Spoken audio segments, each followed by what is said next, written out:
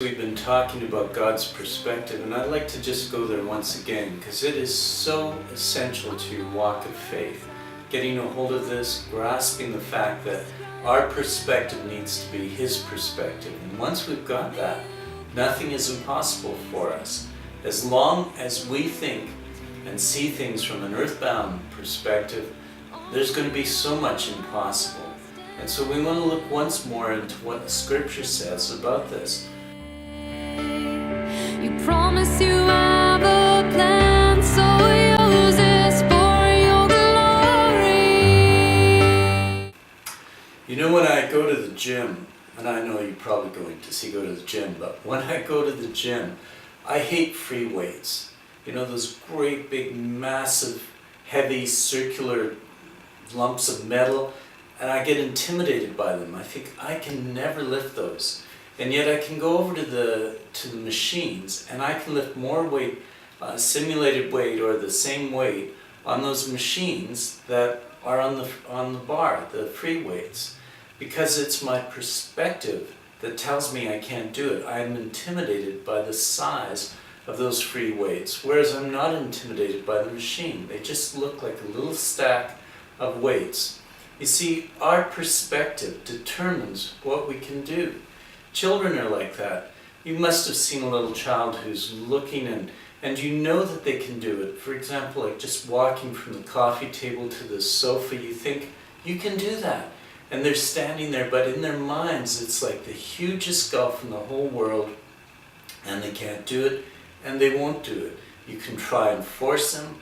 They'll cry, they'll fall down, they'll sit on their backsides. They won't do anything. Our perspective determines whether we're going to do something or not.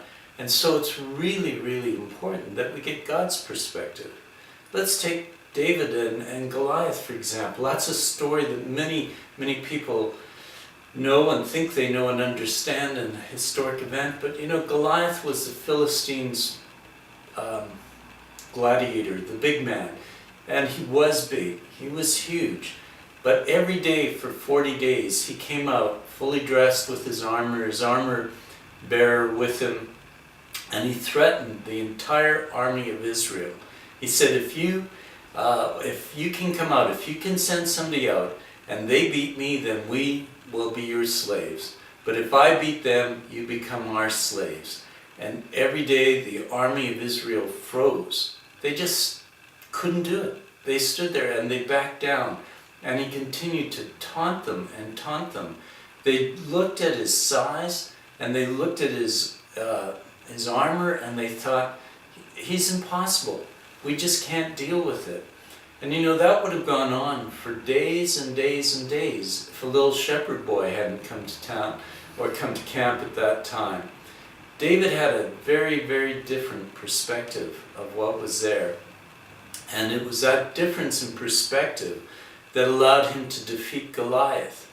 You see, even in the Goliath situation, and sometimes those situations don't even make sense to us. Why would we allow them to intimidate it?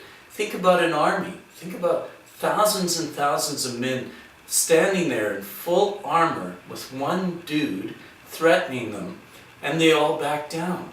That's really crazy. It's not a gentleman's game that we're talking about. We're talking about war. They could have simply overrun them. Yes, he might have killed a lot of them, but they could have killed him and then gone on. But they were intimidated because of their perspective. So David comes along, and he's not even part of the army.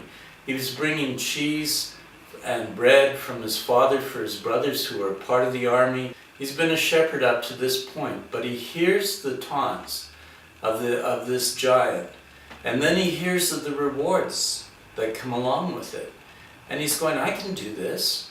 I can do this. I can go out and do it. And so he goes out and he faces him. But he faces him in a rather unusual position. He comes at him with something stronger than physical weapons. He comes at him in the name of the Lord. He said, who is this uncircumcised Philistine that threatens the armies of God? You know, you come at me with a sword and with a shield, but I come at you in the name of the Lord Almighty. And he defeated him. And why did he defeat him? Because he knew that the Lord had helped him defeat him. the lion and the bear, when he was all alone, when nobody was there to see. A lot of our victories that are won in private or won when there's no audience are the victories that build into us a God's perspective so that we can take on something even greater when others are following us, when others are looking to us for leadership. It's those private victories that lead to the public victories.